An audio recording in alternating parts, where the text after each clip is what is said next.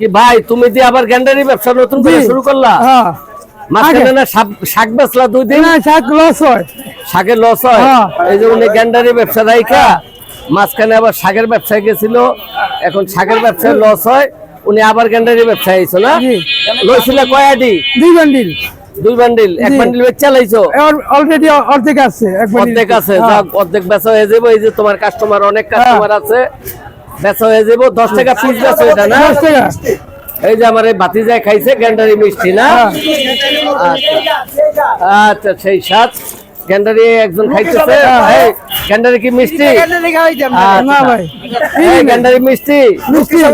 আচ্ছা, উনি সবসময় আমার দোকানের সামনে আসে, উনি লোক হিসেবে খুব ভালো।